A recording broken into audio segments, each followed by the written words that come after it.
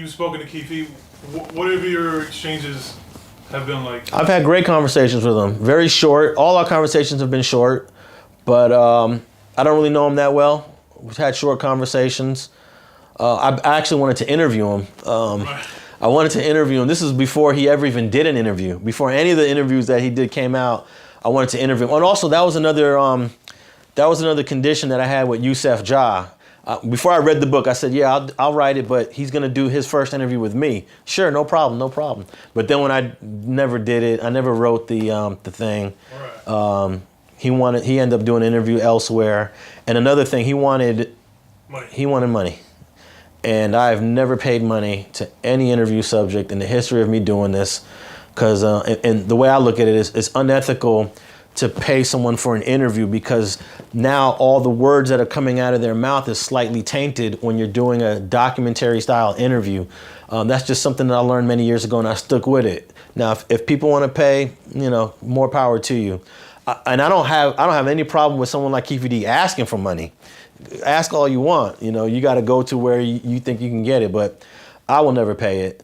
And then even Reggie Wright was setting it up for me to do an interview with him at another point, and I never did it. I just didn't feel like paying him. And I don't even know if he's charged. I seen him pop up on a couple other interviews. I don't know if he's still charging. But look, when you come out with a book and you're an author, you're supposed to do all the rounds. This is promotion for your book. This is helping you get the word out there. So you charging people to help promote your book at the same time, which is bizarre. You know what? The way I look at it, and I have this conversation with my guy Coop, who's on the phone with, is that with people paying him for interviews, and I understand it. People they want to make a living, they want to make hits, and I have that same understanding with your philosophy of not paying people.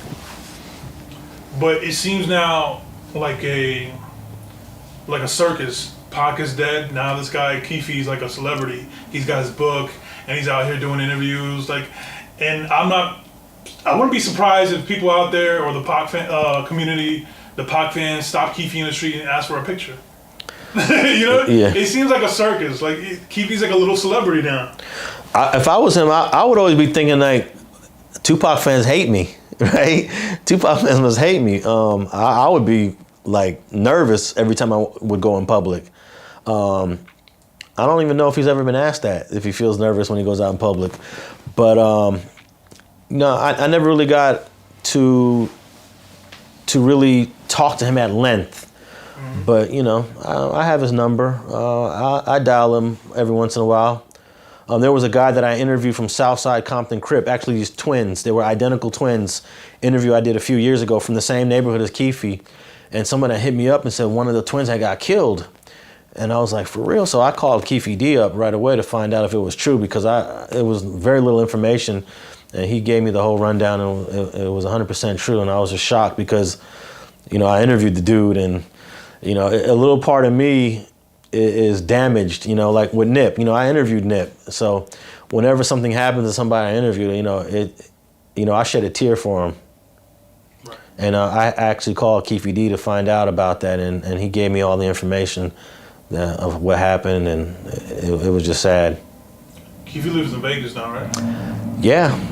Isn't that crazy? Well, a lot of people from LA and Vegas now, from LA, Compton, Long Beach, they're all in Vegas. Yeah, but he's in, I know he's in their backyard. He did the murder. He's yeah. Like nothing. Hey. That's why I say like the whole thing is like a big joke, like a circus. Look, Nevada doesn't want to do nothing about that. Can you imagine Nevada prosecuting that case? They what Nevada cares about is their casinos. That's it. But at least close it. You know what I mean?